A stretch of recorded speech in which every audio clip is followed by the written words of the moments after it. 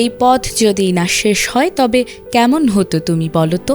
এমন একটি পথের সন্ধান হয়তো মনে মনে সবাই করে। বিখ্যাত এই গানের লাইনের মতোই কাল্পনিক রাস্তার যেন এবার বাস্তবে দেখা মিলল, যেখানে প্রতিদিন 500 কিলোমিটার পথ পাড়ি দিলেও পুরো রাস্তা অতিক্রম করতে সময় লাগবে 2 মাসেরও বেশি। এই পুরো রাস্তায় নেই কোনো ইউটার্ন। দীর্ঘ এই পথ টানা 14টি দেশের মধ্যে বিস্তৃত, যা পৃথিবীর অন্যতম নিদর্শনগুলোর মধ্যে একটি। রোমাঞ্চকর এই সড়কের নাম প্যান আমেরিকান হাইওয়ে। ইতোমধ্যে বিশ্বের দীর্ঘতম মোটরযান চলাচলযোগ্য রাস্তা হিসেবে সড়কটিকে স্বীকৃতি দিয়েছে গিনেস ওয়ার্ল্ড রেকর্ডস।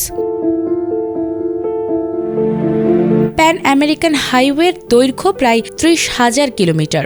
লম্বা এই মহাসড়কটি মূলত উত্তর ও দক্ষিণ আমেরিকার সংযোগস্থল হিসেবে কাজ করে। এই হাইওয়ে উত্তর আমেরিকার আলাস্কার প্রুডো বে থেকে শুরু হয়ে দক্ষিণ আমেরিকার আর্জেন্টিনা পর্যন্ত বিস্তৃত। এছাড়াও যাত্রী ও পর্যটকদের সুবিধার জন্য যুক্তরাষ্ট্র, কানাডা ও মেক্সিকোর অংশে এই রুটের একাধিক বিকল্প পথ রয়েছে। দীর্ঘ এই যাত্রাপথে দেখা মিলবে ভূপ্রকৃতির বৈচিত্র্যময় রূপ, কখনো ঘন রেইন ফরেস্ট, আবার কখনো ধুধু মরুভূমি। এছাড়াও মহাসড়কটির একটি বড় অংশ গিয়েছে স্প্যানিশ ভাষী দেশগুলোর ওপর দিয়ে। তাই কিছুটা স্প্যানিশ ভাষা জানা থাকলে এ যাত্রা পর্যটকদের জন্য বেশ সহজ হবে।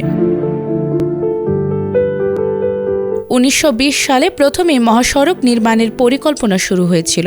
পরবর্তীতে 1937 সালে মোট 14টি দেশ একত্রে এই সড়ক নির্মাণ ও রক্ষণাবেক্ষণের বিষয়ে চুক্তিবদ্ধ হয়েছিল।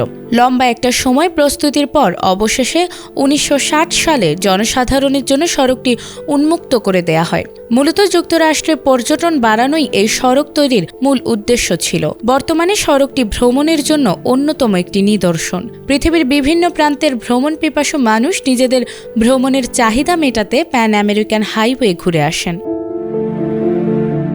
নাজমুন নাহার জান্নাত, এটিএন বাংলা।